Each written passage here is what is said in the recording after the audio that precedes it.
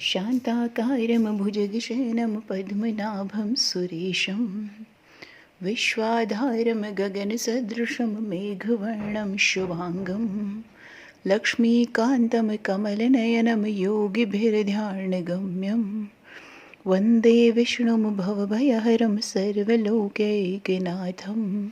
ओम श्री हरि विष्णु। जय माँ एकादशी। आप सभी को पद्मिनी एकादशी की ढेरों शुभकामनाएं। अधिक मास में पद्मिनी एकादशी का व्रत किया जाता है। 3 साल में ये एक बार आती है। इसे कमला एकादशी के नाम से भी कहा जाता है। ये बहुत ही पुण्यदायक एकादशी है।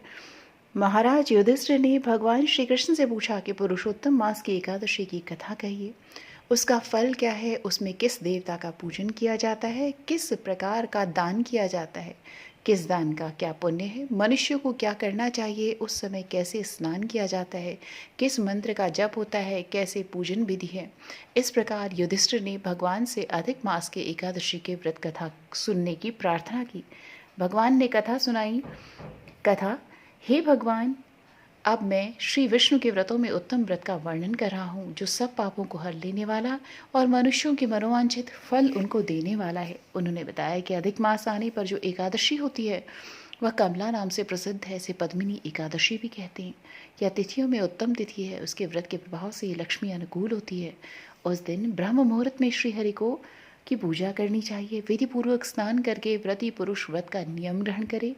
घर पर जप करने का 1 गुना, नदी के तट पर दूना, गौशाला में सहस्त्र गुना, शिव के क्षेत्रों में, तीर्थों में, देवताओं के निकट और भगवान विष्णु के निकट अनंत गुना फल प्राप्त होता है।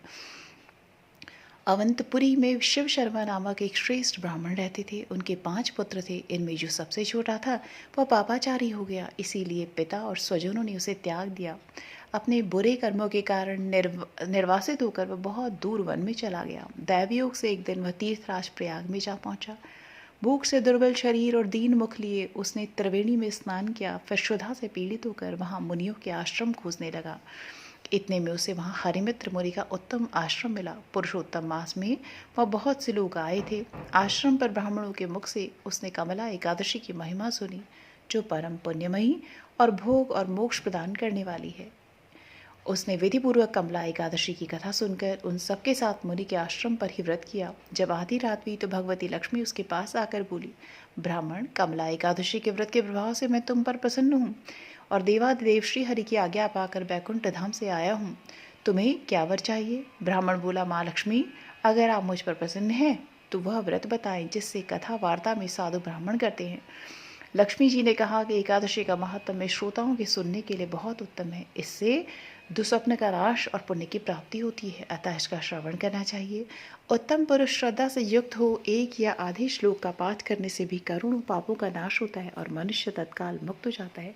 जैसे मासों में पुरुषोत्तम मास, पक्षियों में गरुड़ और नदियों में गंगा श्रेष्ठ है, उसी प्रकार तिथियों में द्वादशी तिथि उत्तम है। समस्त देवता आज भी एकादशी व्रत के ही लोभ से भारतवर्ष में जन्म लेने की इच्छा रखते हैं। जो लोग मेरे प्रभु भगवान नारायण के नाम का सदा भक्तिपूर्वक जप करते हैं, उनकी ब्रह्मा आदि देवता भी सर्वदा पूजा करते हैं। जो लोग श्री हरि के नाम जप और उनके कीर्तन, उनकी लीला कथाओं में तत्पर रहते हैं, उन्हें श्री हरि मिलते हैं। इस प्रकार वह बोला, मैं एकादशी को निराहार रहकर दूसरे दिन पूजन करूंगा, आप मुझे शरण दें। इस तरह जो व्रत करता है उसकी इंद्रियां वश में रहती हैं। शाम के समय गीत, वाद्य, नृत्य और पुराण पाठ आदि के द्वारा रात्रि में भगवान के समक्ष जागरण करें। फिर द्वादशी के दिन श्री विष्णु की पूजा करें। एकादशी को पंचामृत से जनार्दन को नहलाकर द्वादशी को केवल दूध में स्नान कराने से श्री हरि मिल जाते हैं। इस प्रकार देवताओं के स्वामी श्री हरि से निवेदन करके भक्तिपूर्वक ब्राह्मणों को भोजन कराएं, उन्हें दक्षिणा दें, अपने परिवार के साथ भोजन करें। इस प्रकार जो शुद्ध भाव से पुण्यमय एकादशी का व्रत करता है वह पुनरावृत्ति से रहित बैकुंठ धाम को प्राप्त होता है। इस प्रकार बातों को सुनकर वह बोला, मैं अज्ञानी हूँ, आपने मुझे इस व्रत का फल बताया, मैं धन्य हो गया। भगवान श्री कृष्ण ने कहा कि ऐसा कहकर लक्ष्मी देवी उस ब्राह्मण को वरदान देकर अंतर्ध्यान हो गई। फिर वह ब्राह्मण भी धनी होकर पिता के घर पर आ गया।